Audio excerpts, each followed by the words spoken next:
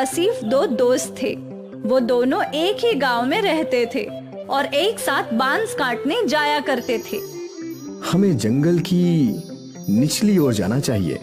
वहां बहुत सारे बड़े बड़े बांस के पेड़ हैं, लेकिन वहां जाने के लिए हमें नदी पार करना होगा। पर अगर आते वक्त नदी में बहाव ज्यादा रहा तो हम लौटेंगे कैसे? हम तभी उस ओर जाएंगे जब नदी का बहाव कम हो और जल्दी जल्दी बांस काट कर लौट आएंगे। ज्यादा लंबी बांस से ज्यादा पैसे मिलेंगे, वो सोचो। ये भी ठीक है, तो कल ही चलते हैं। अगले दिन से सुनील और आसिफ निचले जंगलों में पहुंचे। यहाँ कितने मोटे मोटे बांस हैं और लंबे भी। व्यापारी इनके बहुत अच्छे दाम देंगे। हाँ। उम्दा बांस पाकर दोनों बहुत खुश थे। वे लोग उन बांस को अपने गांव ले आए। वाह वाह, बहुत दिनों बाद ऐसे बांस देखे हैं। अब इनके दाम भी अच्छे लगाना। हाँ हाँ, एक बांस के 200 रुपए। तुम दोनों 5 बांस लाए हो, इनके हुए 1000। 1000 पाकर दोनों बहुत खुश थे। वो पैसे दोनों ने आपस में बांट लिए। रोज छोटे छोटे बांस से बस 300 रुपए की कमाई होती थी, आज 500 रुपए की। अब तो हम जंगल के निचले हिस्से में जाया करेंगे। हाँ। उस दिन से वो दोनों नदी पार करके ही बांस लाया करते थे और व्यापारी भी उन्हें अच्छे पैसे दिया करता था।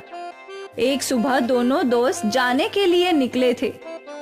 भाई माँ ने कहा है कि बाजार से कुछ चावल और मसाले लाने हैं और मुझे पनीर भी लेना है। तो चल पहले बाजार चलते हैं, फिर वहां से नदी पार जाएंगे। हाँ, दोनों काम एक साथ हो जाएगा। दोनों बाजार पहुंचे और उन्हें जो जो सामान लेना था उन्होंने खरीद लिया। देख दोस्त, कितना ताजा पनीर मिला है। आज रात तो मेरी दावत है, मैं भी आऊंगा खाने। आ ना, तुझे कभी मना किया है क्या? चल अब नदी पार चलते हैं, बांस काट कर बेचना भी तो है। हाँ हाँ। और वो दोनों निचले जंगलों की ओर बढ़ गए। हमेशा की तरह उन दोनों ने नदी पार की और फिर जंगल में पहुंच गए और बांस काटने लगे। लेकिन अचानक बरसात शुरू हो गई। हमें घर लौटना चाहिए, नदी में पानी बढ़ने लगेगा। हाँ, बस ये एक बांस और काट लेते हैं। हाँ। बरसात और तेज हो गई। कुछ ही देर में उनका बांस कट गया और वो लोग बांसों को इकट्ठा करके नदी के रास्ते बढ़ने लगे। पर नदी में तूफान था। नदी में पानी बहुत ज्यादा है दोस्त। इतने उफान में नदी पार करना सुरक्षित नहीं है। हाँ, हम कुछ देर जंगल में इंतजार करते हैं। हाँ, उस ओर जो गुफा है वहीं इंतजार कर लेते हैं। दोनों गुफा की ओर गए। गुफा में पहले से कुछ सूखी लकड़ियां थी। इनको जला देता हूँ, थोड़ी गर्मी रहेगी। आसिफ ने जो सामान खरीदा था उसमें माचिस भी था। आसिफ ने उन सूखी लकड़ियों को आग लगा दी और दोनों दोस्त आग सेकने लगे। बहुत भूख लगी है यार, मुझे भी। सुन, हम कुछ बना लेते हैं। वैसे भी थोड़ा बहुत राशन तो हमारे पास है ही, पर हम कैसे बनाएंगे? हमारे पास बर्तन तो नहीं है। तभी आसिफ का ध्यान बांस पर गया। हमारे पास बम्बू तो है, बम्बू के अंदर खाना पका सकते हैं। कैसे? तुमने बम्बू बिरयानी नहीं सुनी? नहीं, बम्बू में बिरयानी भी बनती है, पर हमारे पास मांस कहाँ है? मांस नहीं है तो क्या हुआ, हमारे पास पनीर तो है। पनीर बिरयानी बना लेते हैं। पर कैसे? तू देखता जा। आसिफ ने 2 बांस के टुकड़े काटे। उसके पास जो चावल थे वो धो दिए। बाम्बू में चावल, मसाले, पानी, नमक और पनीर डाल दिया। फिर बाम्बू की एक ओर पेड़ के पत्तों को भर के बाम्बू को बंद कर दिया और फिर उन सबको अच्छे से हिलाकर जलती हुई आग में रख दिया। अब बस 20 मिनट में हमारी बम्बू बिरयानी तैयार हो जाएगी। देखते हैं। बाम्बू आग में अच्छे से सेकने लगे और जब बाम्बू पूरी तरीके से जल गए तो बहुत ही सौंधी सुगंध गुफा में फैल गई। लगता है बिरयानी तैयार हो गई है दोस्त। आसिफ ने वो बाम्बू बाहर निकाले और 2 केले के पत्ते लगा दिए और जैसे ही बाम्बू थोड़े ठंडे हुए और बिरयानी केले के पत्तों पर निकाल ली। दिखने में तो बहुत स्वादिष्ट है। अब जैसी भी हो, भूख लगी है, खाते हैं, चल।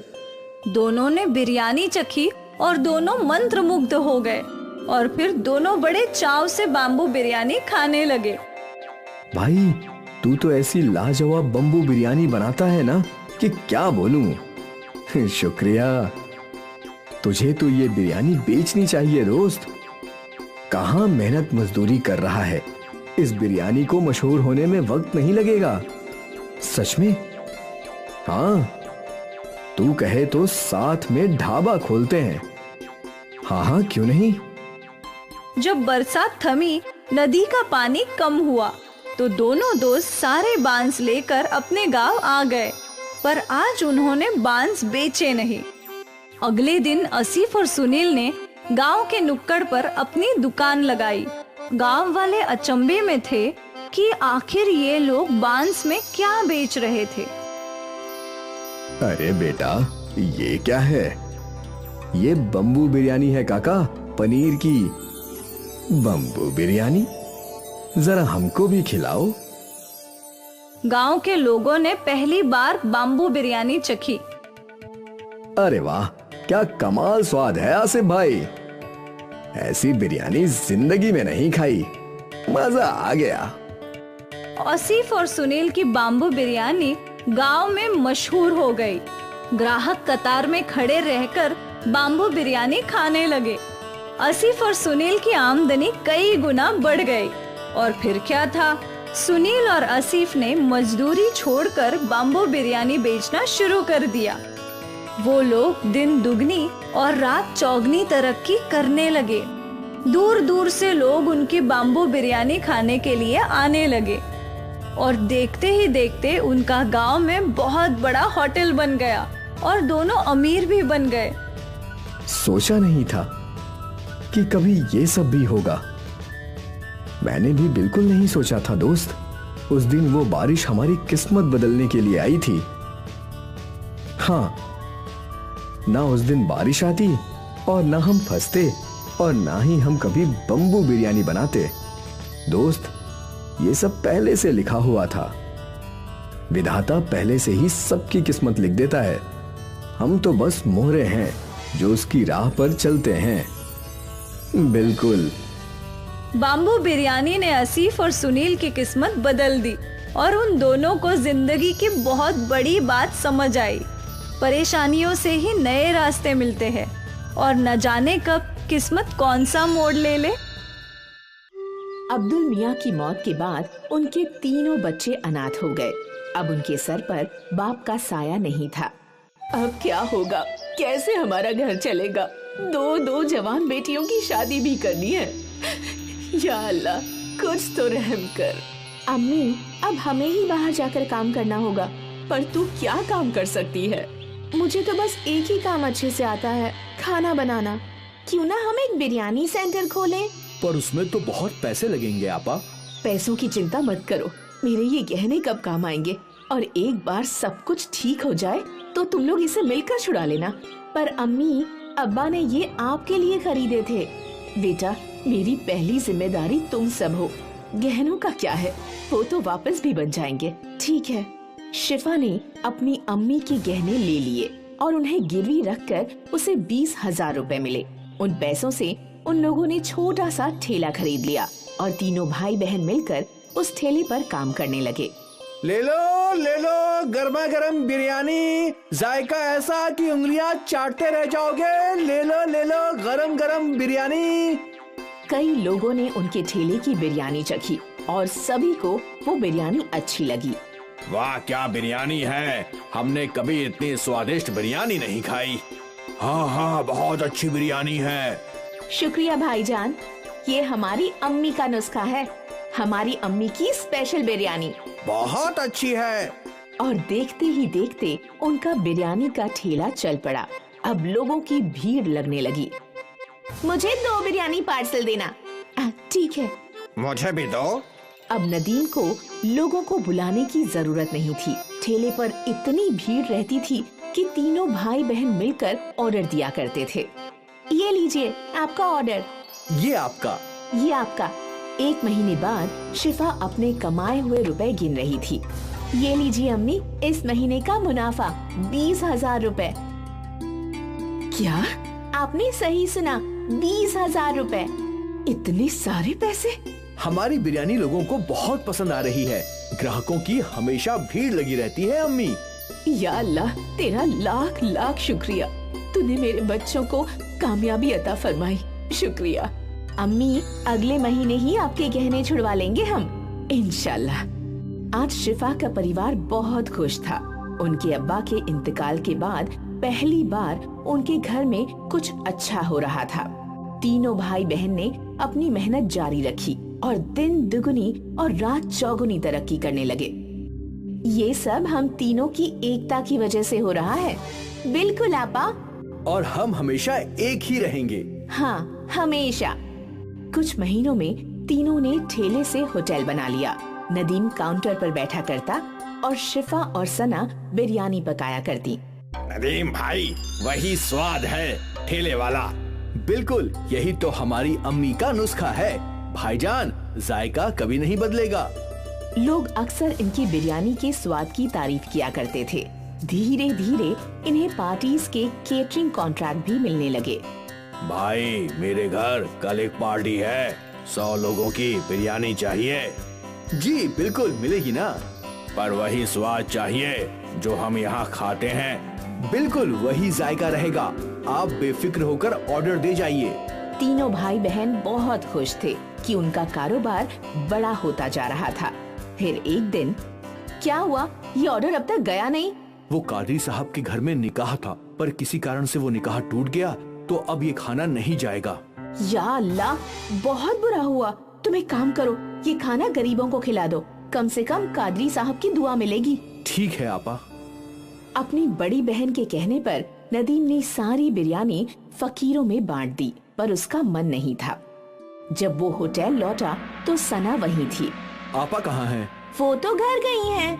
मुझे समझ नहीं आ रहा कि आपा ने इतनी सारी बिरयानी गरीबों में बांटने को क्यों बोल दी। क्या बोल रहे हो तुम? सना आपा, आज कादरी साहब के घर पर निकाह था। उन्होंने 300 लोगों की बिरयानी का ऑर्डर दिया था, लेकिन किसी कारण से उनके घर का निकाह टूट गया, तो अब बिरयानी बच गई थी। मैं सोच रहा था कि हम बिरयानी बेच देंगे, पर आपा ने बोला कि सारी बिरयानी गरीबों में बांट दो। ये तो सही फैसला नहीं हुआ। हम उस बिरयानी से भी पैसे कमा सकते थे आपा।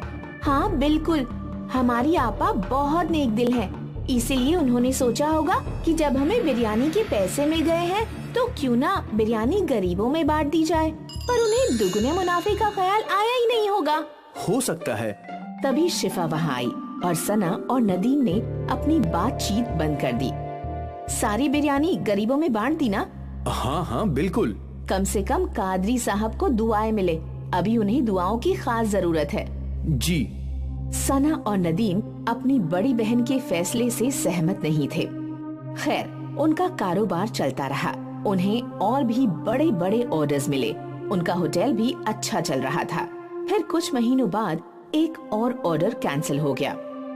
नदीम, अंसारी जी का ऑर्डर कैंसिल हो गया है, तुम ये सारी बिरयानी गरीबों में बांट दो। ठीक है आपा। नदीम ने हाँ तो कह दिया, पर उसका मन नहीं था। बड़ी बहन के घर जाने के बाद सना और नदीम बातें करने लगे। क्या हम ये बिरयानी बेच नहीं सकते? अभी तो रात के 10 बज गए हैं, अब शायद ही ग्राहक आएंगे। एक काम करते हैं, इसे अंदर रख देते हैं, कल पहले यही बेचेंगे। हाँ हाँ, ये सही होगा। दोनों भाई बहन ने मिलकर वो बिरयानी छुपा दी। अगले दिन उन लोगों ने पहले वो बिरयानी बेची और वो दोनों बहुत खुश थे कि मुनाफा दुगना हो रहा है, और शिफा इस बात से अनजान थी। फिर क्या था, जब भी कोई ऑर्डर कैंसिल होता, अगले दिन वो बिरयानी सना और नदीम होटल में बेचा करते थे। ये सिलसिला काफी महीनों तक चलता रहा। एक दिन ये बासी बिरयानी एक रेगुलर कस्टमर की प्लेट में आई। नदीम भाई, कुछ तो गड़बड़ है, बिरयानी में वो स्वाद नहीं है। ऐसा कैसे हो सकता है भाई? हम तो हमेशा से वैसी ही बिरयानी बना रहे हैं। ठीक है। धीरे धीरे सारे कस्टमर्स को बिरयानी की गड़बड़ समझने लगी और उन्हें वो स्वाद पसंद नहीं आ रहा था। अचानक उनके होटल में ग्राहक कम हो गए। तभी शिफा सोच में डूब गई। अचानक ऐसा क्या हो गया? हमारे ग्राहक टूट क्यों रहे हैं? ऐसा चलता रहा तो कैसे चलेगा? नदीम को अपनी गलती समझ में आई। वो अपनी आपा के सामने रोने लगा। मेरी गलती है, मैंने और सना आपा ने बासी बिरयानी ग्राहकों को खिलाई। क्या? नदीम ने अपनी आपा के सामने सारी गलती कबूल की। ये तूने क्या कर दिया? ज्यादा मुनाफा कमाने के चक्कर में धंधा ही तोड़ दिया। अब हम कैसे ग्राहकों को वापस लाएंगे? हमें माफ कर दीजिए आपा। हमें नहीं पता था कि ऐसा कुछ हो जाएगा। तुम्हारे लालच ने सब कुछ बर्बाद कर दिया। तीनों सोचने लगे कि अब वो लोग क्या कर सकते हैं। और फिर अगले दिन शिफा को एक रास्ता मिल गया। शिफा ने एक बोर्ड लिखवाया, हमें माफ कर दीजिए, हमारी गलती की वजह से आपको बासी बिरयानी खानी पड़ी। हम शर्मिंदा हैं, इसलिए अगले एक हफ्ते तक हम सबको फ्री में बिरयानी खिलाएंगे। ये बोर्ड शिफा ने होटल के बाहर लगा दिया। कस्टमर्स ने बोर्ड पढ़ा और वो फ्री की बिरयानी खाने होटल में आ गए और एक बार फिर उन्हें ताज़ी बिरयानी का स्वाद पसंद आने लगा। ये तो बिल्कुल पहले जैसी है। हाँ हाँ, मजा आ गया। भले ही उनको एक हफ्ते फ्री में बिरयानी खिलानी पड़ी, पर उनकी मुश्किल का हल निकल गया। उनके ग्राहक लौट आए और सना और नदीम को समझ में आ गया कि लालच बुरी बला है। एक बार फिर अम्मी की बिरयानी चल पड़ी। आज भी मालती के घर पर एक भी दाना अनाज नहीं था। मालती बहुत बूढ़ी थी, वो अकेली रहती थी और उसका कोई सहारा नहीं था। कभी मदद मिल गई तो उसका पेट भरता था, वरना उसे खाली पेट ही सोना पड़ता था। आज तो मुझे लगता है खाली पेट ही सोना पड़ेगा। बगल वाला सुरेश भी आज नहीं आया। मुझे किसी से मदद की आशा नहीं है। मालती ये सोचते सोचते सो जाती है और तभी कोई उसके घर का दरवाजा खटखटाता है। मालती उठती है और जाकर दरवाजा खोलती है। सामने एक छोटी सी बच्ची एक थैला और एक मटका लेकर खड़ी है। अरे बाबू, तुम कौन हो? इतनी रात गए मेरे दरवाजे पर क्या कर रही हो? तुम्हारे माँ बाप कहाँ हैं? मैं देवी हूँ, मैं आपकी मदद करने आई हूँ। आपको भूखा पेट ना सोना पड़े, इसलिए मैं आपके लिए खाना बनाने का सामान और बर्तन लाई हूँ। मालती सारा सामान ले लेती है और उसे अंदर रखने के लिए जाती है, पर जैसे ही वो सामान रखकर वापस आती है तो देखती है कि वो बच्ची गायब हो चुकी है। उसे आश्चर्य होता है कि आखिर अचानक से वो बच्ची कहाँ चली गई। फिर वो घर के अंदर आकर खाना बनाना शुरू कर देती है। जो बर्तन वो बच्ची लाई थी उसी में वो अपनी खिचड़ी बनाती है। वो खाती है और उसका पेट पूरा भर जाता है, पर खिचड़ी खत्म नहीं होती। वो जितना खाती है उसमें और खिचड़ी आती जाती है। अरे, ये खिचड़ी तो खत्म होने का नाम ही नहीं लेती। मैं जितना खा रही हूँ ये उतनी ही और आ रही है। इसमें तो जरूर कोई जादू है। मैं इसे ढक कर रख देती हूँ। अब मुझे बहुत अच्छी नींद आएगी। मालती सो जाती है।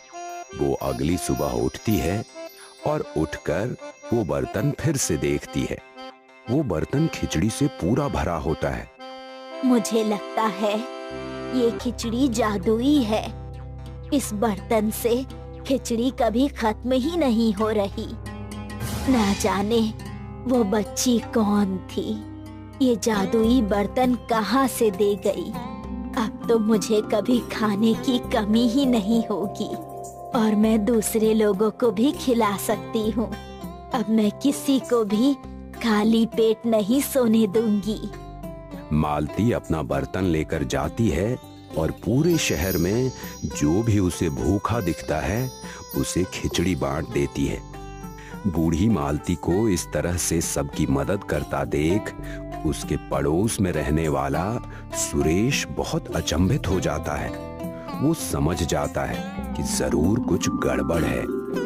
रात में सुरेश मालती के घर आने से पहले ही उसके घर में खिड़की के सहारे घुसकर छुप कर बैठ जाता है। मालती घर लौटती है। भगवान की दया से मुझे ये जादुई खिचड़ी मिली है जो कभी खत्म ही नहीं होती। पहले मेरे खुद के खाने का ठिकाना नहीं था, अब मैं दूसरों का भी पेट भर सकती हूँ। और तो और ये खिचड़ी कितनी स्वादिष्ट है और सेहतमंद भी है। सुरेश मालती की सारी बातें सुन लेता है। खिचड़ी के बारे में सुनकर उसके मन में लालच आ जाता है। इस बुढ़िया के जीवन में अब कितने दिन बचे ही हैं। ये जादुई मटके की जादुई खिचड़ी तो मेरे पास होनी चाहिए। अगर ये मेरे पास होगी तो मुझे कभी भी जीवन में काम नहीं करना पड़ेगा। मुझे कभी भी घर परिवार का पेट पालने की चिंता नहीं होगी। मैं आराम की जिंदगी जी पाऊंगा। सुरेश उस मटके को चुराने का पूरा प्लान बना लेता है। जैसे ही मालती सो जाती है तो सुरेश अपने छुपने वाली जगह से निकलकर वो मटका ले लेता है और अपने घर वापस चला जाता है। अगली सुबह होती है और मालती उठती है। अरे, जादुई खिचड़ी वाला मटका कहाँ चला गया? मैं कल यहीं रखकर तो सोई थी, न जाने कहाँ चला गया। अब मैं लोगों की मदद कैसे कर पाऊंगी? मुझे फिर से खाने की कमी हो जाएगी। उधर सुरेश उठकर जाकर उस मटके को देखता है। उसमें खिचड़ी भरी हुई होती है। वो एक चम्मच लेकर आता है, पर जैसे ही वो चम्मच मटके में डालता है तो चम्मच खाली ही रह जाता है। खिचड़ी दिख तो रही होती है पर उसे मिल नहीं पा रही होती है। अरे, ये कैसा जादू हो रहा है? मैं इससे खिचड़ी निकाल क्यों नहीं पा रहा? अजीब जादू हो रहा है। उस बुढ़िया के लिए तो ये मटका ठीक काम करता था, पर मेरे पास आते ही इसे क्या हो गया? सुरेश बार बार उस मटके से खिचड़ी निकालने की कोशिश करता है, पर वो नहीं निकाल पाता। अंत में उसे बहुत गुस्सा आने लगता है और उस मटके को जोर से पटक देता है। उसके पटकते ही वो मटका चूर चूर हो जाता है। उसकी आवाज मालती के घर तक पहुंच जाती है। अरे, सुरेश के घर से ये कैसी आवाज आ रही है? मैं जाकर देखती हूँ। जैसे ही मालती अपने घर से निकलती है तो उसे उसी रात वाली छोटी बच्ची खड़ी नजर आती है। वो बहुत ही चोटिल और जख्मी होती है। मालती उसे देखकर जल्दी से उसके पास जाती है। अरे बेटी देवी, तुम्हें ये क्या हो गया? तुम्हारी ऐसी हालत कैसे हो गई?